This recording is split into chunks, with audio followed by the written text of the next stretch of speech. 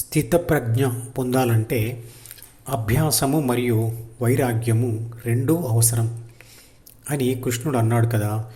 వైరాగ్యం తెచ్చుకోవడంలో ఒక భాగమైన దానం చేయడం అంటే తనకు ఉన్న సంపద అయినా కోరికలైనా సుఖాలైనా కొంచెం కొంచెంగా వదిలివేయడం అని అర్థం. స్వంత లాభం కొంత మానుకొని పొరుగువాడికి తోడ్పడబోయి అన్నాడు గురజాడ అప్పారావు గారు. అలా కొంచెం కొంచెంగా దానం చేయడం అలవాటు చేసుకోవాలి. దానం చేయడం అనేది వైరాగ్యానికి సంకేతం. అది ధ్యానం చేయడానికి అవసరం. దానం చేయడం వలన ఎదుటివారికి జరిగే మేలు కంటే తనకే ఎక్కువ లాభం కలుగుతుంది. అవినీతి మార్గంలో డబ్బులు సంపాదించడం, దానిలో కొంత దానం చేయడం వల్ల ఎటువంటి ఫలితం లేదు. అది తాను చేసిన అవినీతిలో దేవుడిని కూడా భాగస్వామిగా చేసుకోవడం కోసం చేసే ప్రయత్నం మాత్రమే.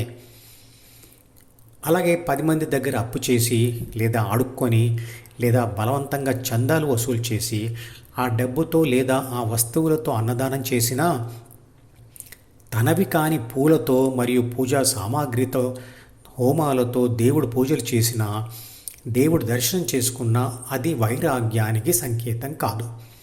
ఎవరికో చెందిన దానిని తనదిగా చూపిస్తూ ఉంటే అది దేవుడి దగ్గర చేసే మోసమే కదా. ధ్యాన తుది దశలో చిట్ట చివరి దానం లేదా సర్వసంగ పరిత్యాగం చేయవలసింది ద్వితీయ మనసు అంటే C+D.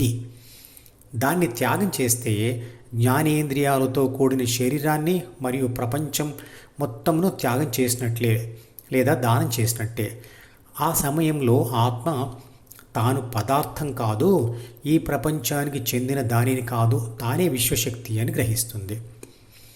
కృష్ణుడు అన్న అభ్యాసము మరియు వైరాగ్యం అను 2 మాటలలో వైరాగ్యం అనేది ధ్యాన తొలి దశలో జ్ఞానేంద్రియాలతో దర్శించే బాహ్య ప్రపంచాన్ని భౌతికంగా వదిలివేయడం లేదా దానం చేయడం లేదా త్యాగం చేయడం. అది మనిషి అంటే ABC D ద్వారా ప్రపంచంలో తిరుగుతూ ఉన్నప్పుడే అంటే ప్రాపంచిక వ్యవహారాలు చేస్తున్నప్పుడే ఆలోచిస్తూ ప్రాపంచిక సమాచారాన్ని ఫిల్టర్ చేయడం. దీనినే తపస్సు అని అంటారు. ప్రాపంచిక సమాచారమే లోపలికి రానప్పుడు దానిని ABC విశ్లేషించి కోరికలు తయారు చేయడం ఉండదు. అంటే కొత్త కోరికలు సృష్టించబడవు. వైరాగ్యంలో దానం మరియు తపస్సులు 2 అంతర్భాగాలు. ఇక రెండవది అభ్యాసం. ఇదివరకే Dలో చేరిన గత ప్రాపంచిక సమాచారంను మరియు దానిని బేస్ చేసుకొని ABC సృష్టించిన కోరికలను వదిలించుకునే ప్రయత్నమే అభ్యాసం.